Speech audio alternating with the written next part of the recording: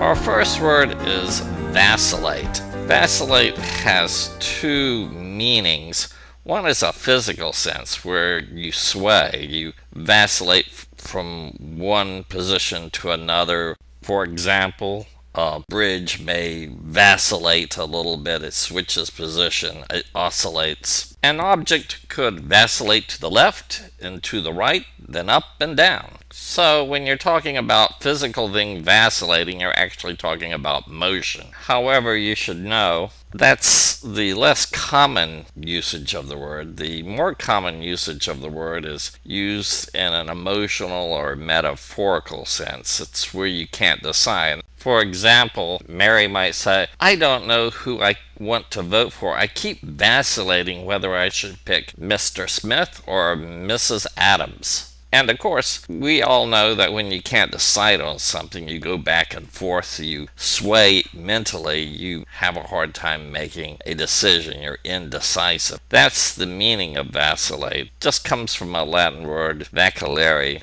which meant to waver, and of course we still sort of have that meaning. It's an important word. You see it a lot. You see it a lot in politics where you say some candidate for office is vacillating his position or her position, as the case may be. Also, because it's such a strong word, you see it a lot on standardized tests, so it's something you need to remember. Thus, our first word, vacillate, should be paired up to the fourth box down on the right to sway from one side to another. Our next word is fabricate.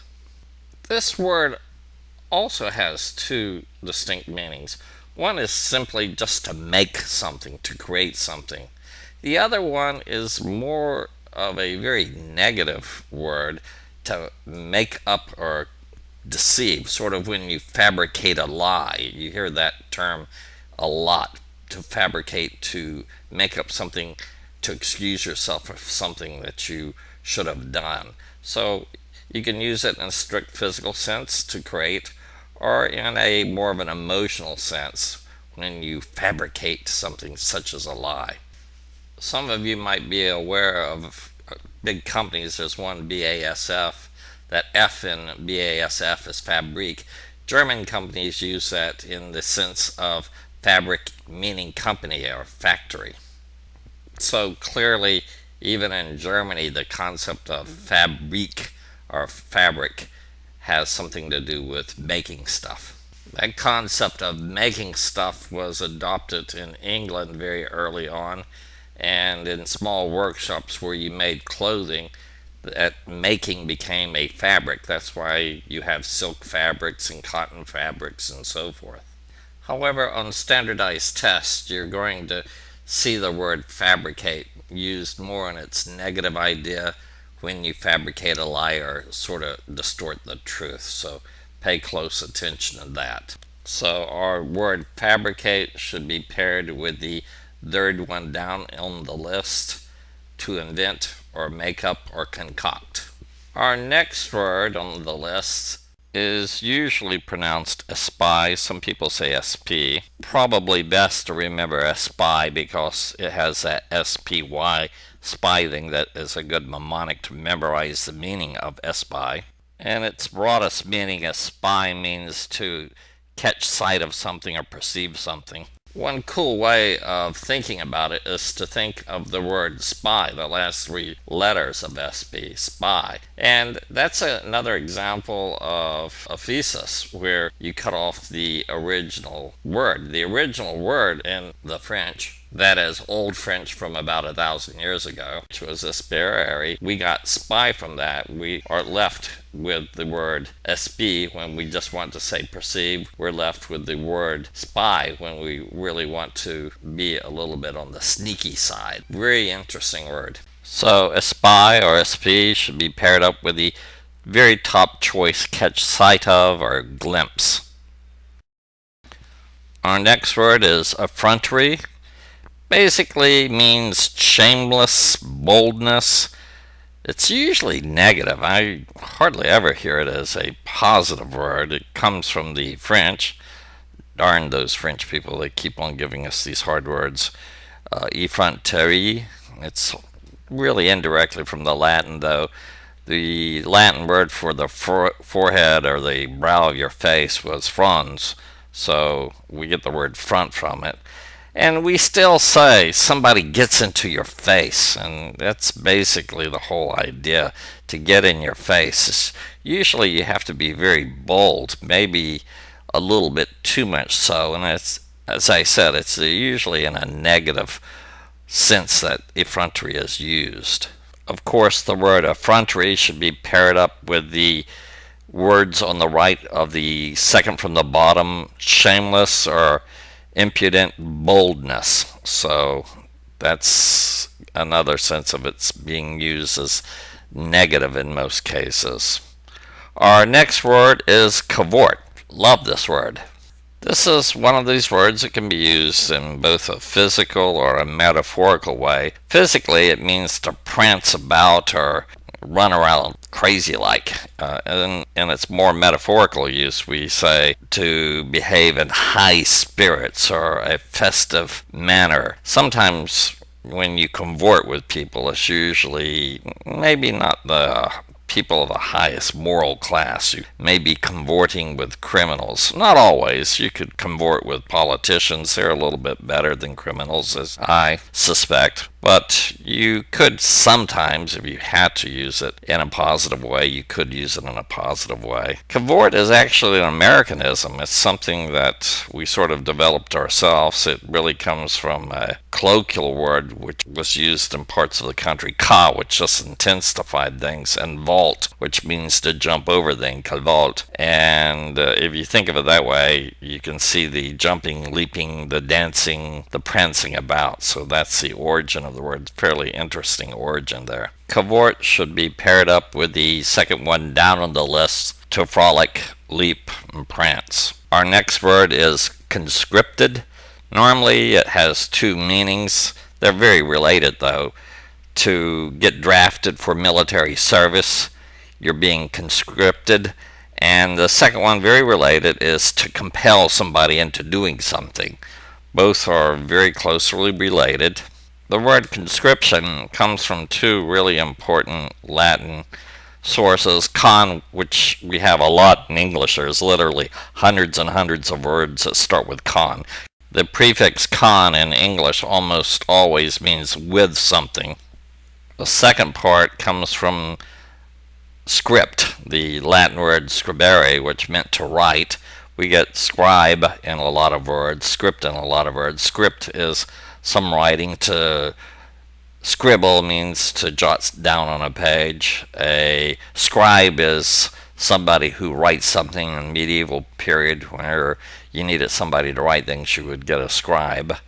Usually, when you're told that you're getting drafted, this is done in writing, and in a very formal process. They're basically saying, hey, you have to stop what you're doing. This is legal written notification that you're going into the army, so that's how we get that particular word. The next word is tragedy. Tragedy is a fairly simple word. The only reason I included it in the list was it's an interesting difference and an interesting background.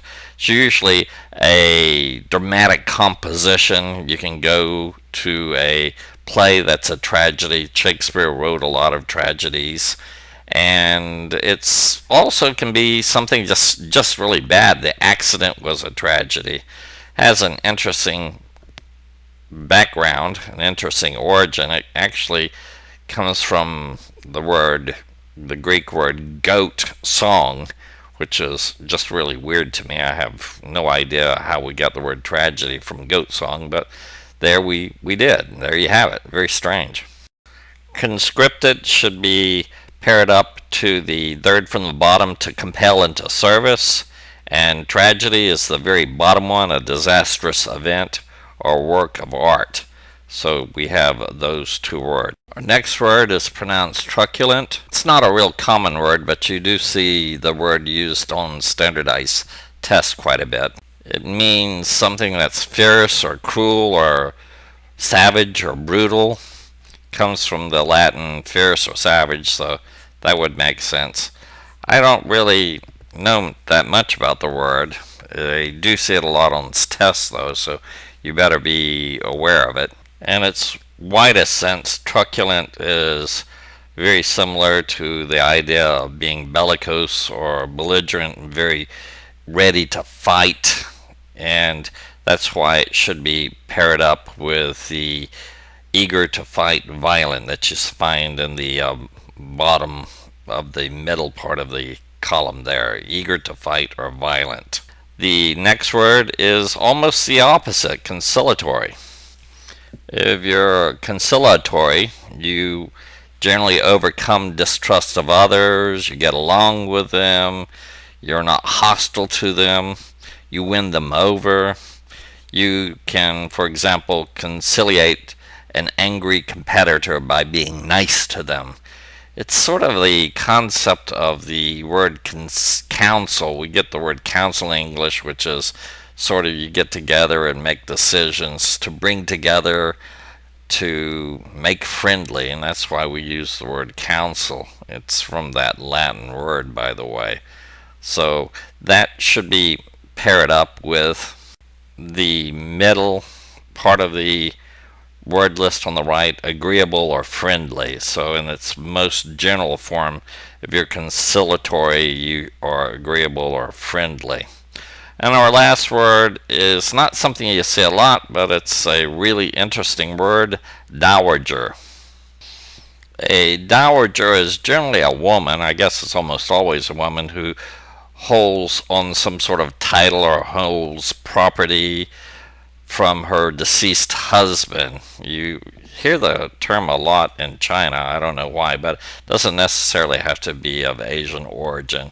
So if you have somebody whose husband was the king and you're still hanging around with this property, you might be considered a dowager. The word itself again comes from an old French word, and not to get into the boring details of it, we get the Tao part. In Tao is when you give somebody, so the Tao is the remnant that you might know. So a dowager is somebody who was endowed, given something from their husband. That should, of course, be paired up with the list that's in the middle, a woman who holds title or property from her deceased husband. Let's go on to our next list.